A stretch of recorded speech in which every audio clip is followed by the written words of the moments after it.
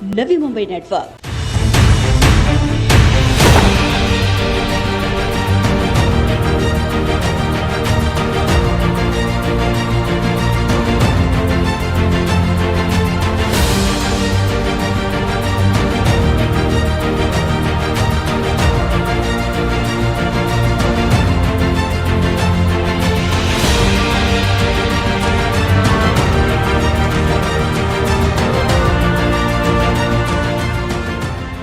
प्रारूप प्रभाग रचना को लेकर राजनीति जिस प्रकार से गर्माती जा रही है, आज उसका असर नवी मुंबई महानगर पालिका के प्रांगण में भी दिखाई दे रहा है। सजेशन ऑब्जेक्शन के दिन आज नवी मुंबई के विभिन्न विभागों से कई लोग, कई पॉलिटिकल पार्टी आए हैं। हमारे साथ मौजूद हैं पूर्व नगर सेवक MK मडवी। उनसे जानने की कोशिश करेंगे कि आज वो यहाँ पर आए हैं और उन्होंने किस प्रकार के सजेशन और ऑब्जेक्शन चुनाव आयोग के समक्ष रखे हैं। सर, सबसे पहले जानना चाहेंगे कि क्या आपको लगता है जो भी आरोप लग रहे हैं और जो प्रभाग रचना को लेकर उंगलियां उठाई जा रही हैं, आप भी यहाँ पे आए हैं, क्या सजेशन ऑब्जेक्शन रखा है आपने?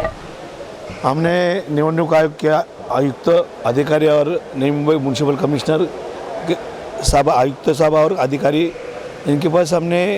हमारी कोई थोड़ी सी सूचना ही थी, वो वहाँ पे रखी हुई है। वो सूचना हमारी ये है कि जो मेन रास्ता जो था, जो इससे पहले वार्ड क्रमांक पहले के 17 में जो एरिया थी RST के रो हाउस और वार्ड क्रमांक 16 का पूर्वी का विभाग अभी का प्रभाग क्रमांक 8, जो मेन रास्ता है उसमें से वो सह्याद्री सोसाइटी और विसाव सोसाइटी वो जो कट किया हुआ है, वो हमने सूचना की कि वो वार्ड प्रभाग क्रमांक 8 में लिया जाए। और जो पहले से मेन रास्ते से तोड़ा हुआ जो सिर्फ रो हाउस ही, बाकी का विभाग RST का जो रो हाउस जो थे वो पहले वो प्रभाग में थे, वो उसी प्रभाग में लेके सीधा करने के लिए हमने निवडणूक आयोग से रिक्वेस्ट की है। तो निवडणूक आयोग को 19-20 का जो डिफरेंस होएगा तो हो सकता है वो कर पाएंगे, करेंगे नहीं करेंगे, लेकिन जो हमें वहाँ पे ऑब्जेक्शन लेना था, सूचना करनी थी, हमने की हुई है। और रही बात जो सूचना और हरकत ली हुई है, गए 25 साल से नई मुंबई में कौन यहाँ पे सत्ता कर रहे थे, किस तरह से प्रभाग हो रहे थे, 25 साल से कल तक किसी ने ऑब्जेक्शन कभी भी नहीं लिया होता। आज हमने देखा सभा वहाँ पे जो हरकती मुद्दा लेते वक्त प्रभाग क्रमांक 1 से प्रभाग क्रमांक 41 तक हमारे यहाँ के सम्माननीय एक्स मेयर वो हर प्रभाग के लिए खुद खड़े रह के ऑब्जेक्शन ले रहे थे। ओके, ऑब्जेक्शन लेना उनका काम है, करना नहीं काम है। मुझे इतना ही कहना है कि MK मडवी के वार्ड कहाँ भी पूरे आयुर्वेद के अंदर किसी भी तरह से बनाया जाए, हमें कुछ नहीं फर्क पड़ता कि हम लोग पब्लिक से जुड़े हुए हैं, सब लोगों से जुड़े हुए हैं। जिनको इलेक्शन में खड़ा रहना है, जिन्होंने पब्लिक का काम किया है, पब्लिक के सुख दुख में जो गया हुआ है, उसको वार्ड किसी तरह से भी काट दिया जाए, उसको कुछ फर्क नहीं पड़ता है। लेकिन जो जहाँ से हमने वहाँ पे खुद हमारे आँख से और कान से वहाँ पे सुना ऑब्जेक्शन वगैरह, वहाँ पे पहली बार ऐसा हुआ कि ऑब्जेक्शन सूचना करने के लिए एडवोकेट को लेके आना पड़ रहा है बाहर से। उसके अलावा अभी तक के हिस्ट्री में ऐसा कभी हुआ नहीं है कि प्रभाग क्रमांक 1 से तो प्रभाग क्रमांक 41 तक एक्स मेयर को आने के यहाँ पे रहना पड़ता है। तो इससे अलावा, इससे आगे अभी हम क्या बोल सकते हैं? इतना ही है। निवडणूक आयोग जो है, हो सकता है 19-20 का डिफरेंस होएगा तो वहाँ पे वो लोग चेंजिंग कर सकते हैं, करना नहीं करना उनका ये है। और रहेगी जो थोड़े से वार्ड इस तरह से उस तरह से जो गए हुए, उसका कारण एक ही है कि 2011 में जो जनगणना होनी चाहिए थी वो हुई नहीं है, और इस बार 111 के 122 वार्ड होने की वजह से इस तरह से प्रभाग बने हुए हैं। अभी निवडणूक आयोग जब भी पूरे महाराष्ट्र के अंदर, पूरे देश के अंदर जब भी इलेक्शन का प्रक्रिया करते हैं तो वो भी उतने तो ये नहीं है ना कि MK मडवी बोलेगा वही होना चाहिए, अब MK मडवी को लगता है वैसा, तो उनकी भी रिस्पॉन्सिबिलिटी है, उनका भी रिस्पॉन्सिबिलिटी के माध्यम से ये सब किया जाता है। फिर भी जिसको ऑब्जेक्शन लेना लिया है, जिसको सर, आपसे जानना चाहेंगे कि आपके अलावा मैडम विनय मैडम है, करण है, उनका भी वार्ड है, क्या उस पर किसी प्रकार का आप लोग ने कुछ ऑब्जेक्शन लिया है या कुछ सजेशन, उसको सुझाव दिया है आपने आज चुनाव आयोग? देखिए, भगवान के घर में देर है अंधेर नहीं है। गए इलेक्शन लगने से पहले हमारे तीनों वार्ड में जिस तरह से गेम खेला गया था, जो अभी सब जगह में रो रहे, पूरे 25 साल से वही किया जिन्होंने, वो लोगों ने जो किया था उस वक्त विनया मडवी का वार्ड, जहाँ पे उतनी संख्या एससी की नहीं होने के बावजूद भी विनया मडवी का वार्ड उस टाइम में एससी बना दिया, मेरा वार्ड लेडीज़ बना दिया, करण का वार्ड लेडीज़ बना दिया, और एमके मडवी आयरली में कहाँ पे भी खड़ा रह के चुन के आएगा करके पूरे सराउंड में जितने भी वार्ड थे पूरे लेडीज़ वार्ड बना दिए थे। उसके बावजूद कोरोना महामारी आई, वो नहीं आनी चाहिए थी,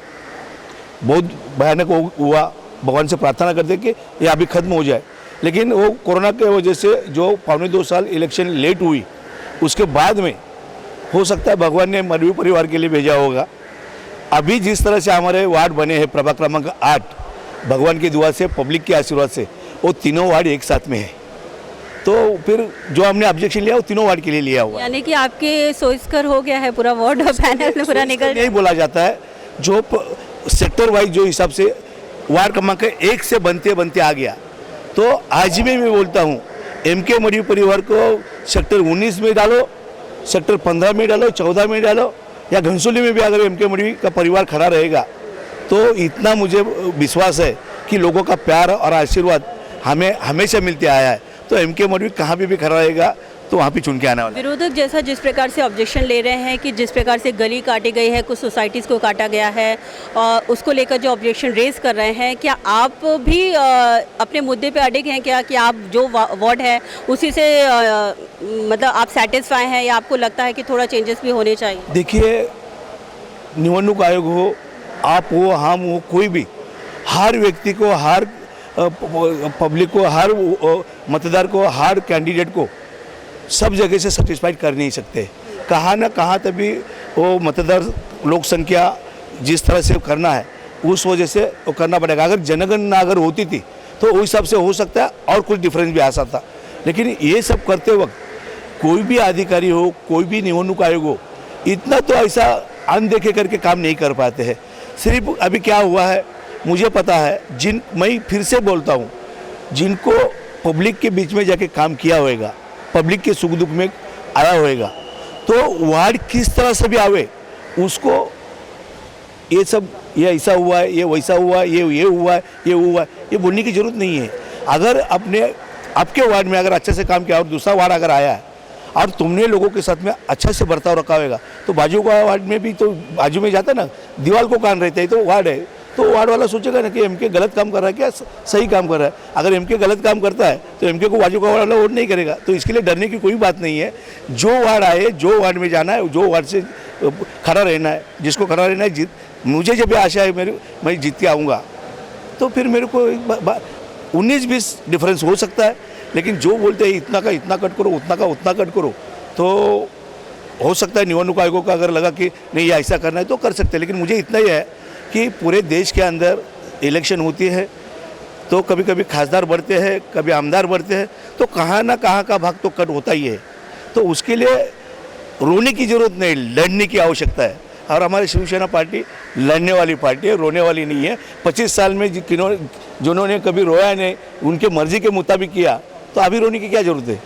ये थे हमारे साथ पूर्व नगर सेवक एमके मडवी, जिनका मानना है कि शिवसेना रोने वाली पार्टी में से नहीं है और इस बार जो दम इस प्रभाग रचना में साफ दिखाई दे रहा है, और उनके चेहरे पे बिल्कुल भी शिकन नहीं, जो इस बात का परिचय देती है कि शिवसेना इस बार बड़े ही कॉन्फिडेंटली नवी मुंबई महानगर पालिका इलेक्शन में आमना सामना करने के लिए तैयार है। कैमरामैन दिनेश के साथ अर्चना त्रिपाठी, नवी मुंबई नेटवर्क।